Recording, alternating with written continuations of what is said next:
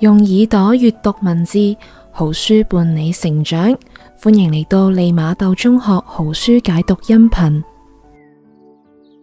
一提起蒙古嘅元朝，想必多數人嘅腦海入邊嘅第一印象就係停留喺歷史教科書上面。而呢一段被國人視為野蠻黑暗嘅歷史，不禁讓我哋皺起眉頭，因為絕大多數嘅中國史語境中，蒙古帝國就係邪惡、蒙昧同埋殺戮嘅代名詞，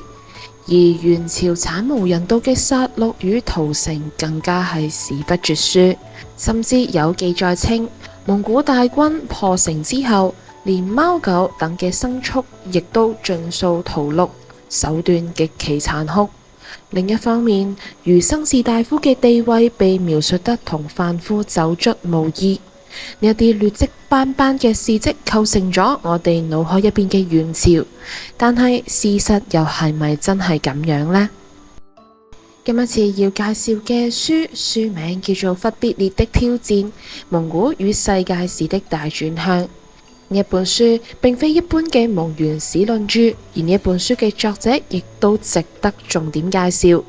佢嘅名字叫做杉山正明，係日本學界泰斗級嘅元史專家。佢嘅觀點喺史學界舉足輕重，咁樣係源自於作者對史料嘅嚴謹考據同埋客觀理性嘅層層推演。作者希望藉住呢一本書為元朝乃至於整個蒙古帝國翻案。喺佢嘅筆下，元朝嘅形象同我哋普遍認知嘅歷史教科書入邊嘅記載大相徑庭，而其中最需要為佢辯護嘅有兩點，以下我哋將摘要論述。蒙古帝國並不殘暴，喺1206年成吉思汗成立大蒙古國之後，就以狂風落葉之勢從亞洲擴張至歐洲。喺13世紀末建立咗人類史上領土最遼闊嘅政權，而佢嘅成功固然與蒙古嘅驍勇善戰密不可分，但係地理層面嘅因素亦都係不容忽視。英國地理學家麥金德喺佢嘅著作《地理的歷史樞紐》入邊，曾經提出過心臟地帶嘅理論，亦即係現今嘅西伯利亞、蒙古高原、哈薩克斯坦、烏茲別克斯坦等等嘅地區，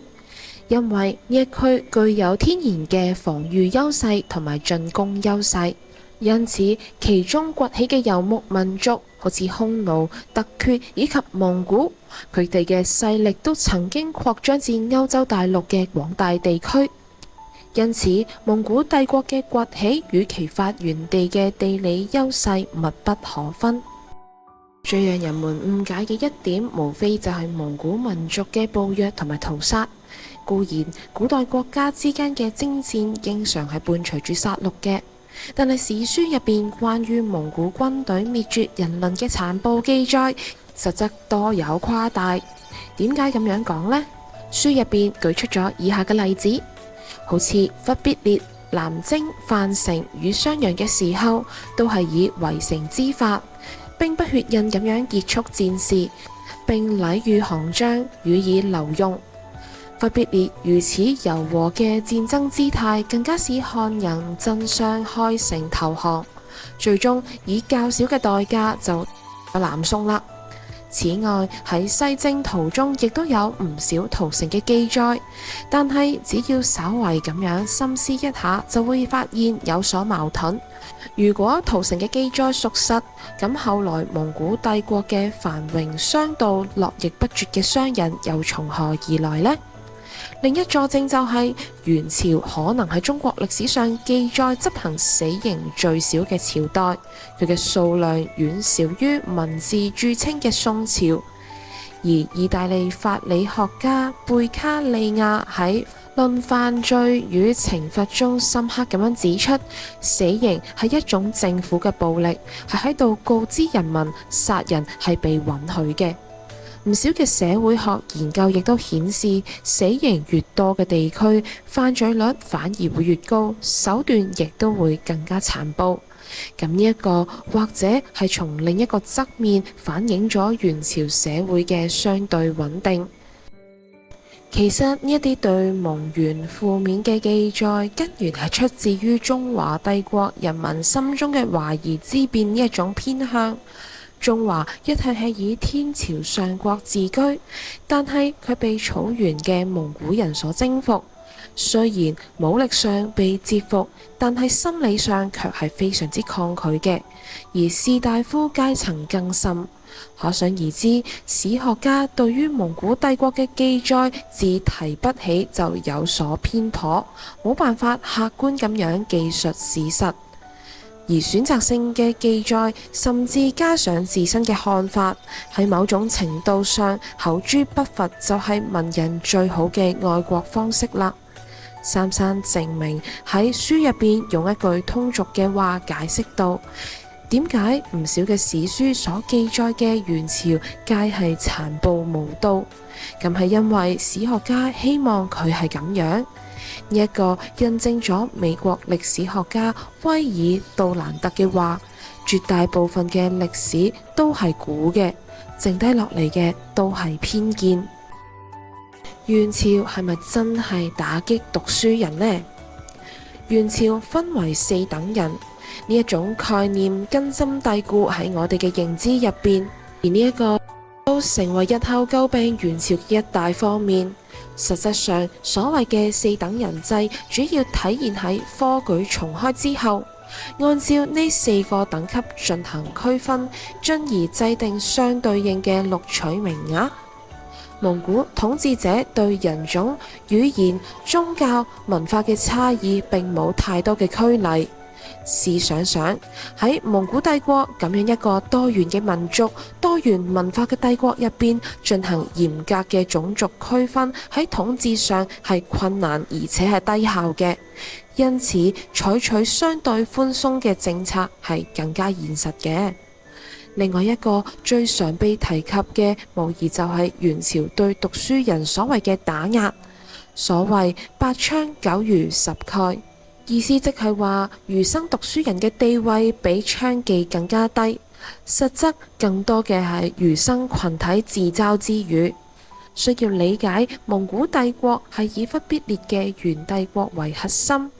由其他4大汗國圍繞嘅雙重結構，可以視為一個以元朝為宗主嘅鬆散帝國聯盟。呢一個帝國嘅立國根基係在於經濟。首先，經濟資本嘅根基建構於地大物博嘅中華地區，以穆斯林卓越嘅商業才能同埋草原民族強大嘅軍事實力為輔。因此，重視貿易經濟嘅蒙古帝國自然係奉行實用主義，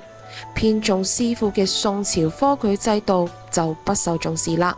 咁樣亦都係情理之中。相比於熟讀詩書嘅文人，元朝嘅統治者更加看重具備行政、財政、技術等實用技能嘅人才。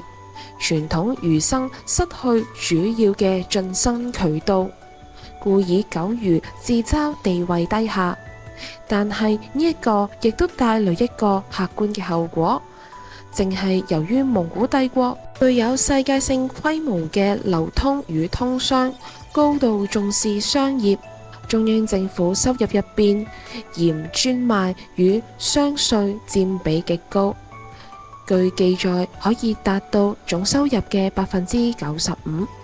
呢一個使元朝成為中國歷史上賦稅相對較輕嘅朝代之一，百姓生活相對安定，為元曲等史民文化嘅興盛提供咗條件。元朝滅亡嘅原因，呢一個係一種大膽嘅構想，亦都係一種超前嘅模式。忽必烈與其測試，雖然有絕妙嘅統治力，強固嘅意志能夠讓其宏大嘅計劃得以開展。呢一啲嘅構想似乎係超越時代嘅。宏偉嘅建築需要穩固嘅地基，而蒙古帝國缺乏嘅就係咁樣嘅地基啦。而到最後，如日中天嘅蒙古帝國喺毫無預兆之下轟然倒塌，其中嘅原因或者並唔複雜。書入邊中嘅三山證明俾出咗嘅解釋就係大天災。回顧當時嘅情況，歐洲從1347年就開始黑死病肆虐，中國亦都係黃河大氾濫，瘟疫席捲華北與華中嘅地區。雖然話歷代史家勤於撰史，但係史書對大瘟疫嘅記載往往就係簡單幾個字：大瘟疫，死者十之八九。所以學者往往唔會重視。與此同時，地震、洪水等等嘅自然災害頻發，其他漢國嘅後裔亦都相繼斷絕，導致政局進一步動盪，多重嘅災難疊加。當時嘅農業生產同埋社會運行高度依賴氣候，而呢一種極端嘅環境對百姓嘅生活簡直就係滅頂之災。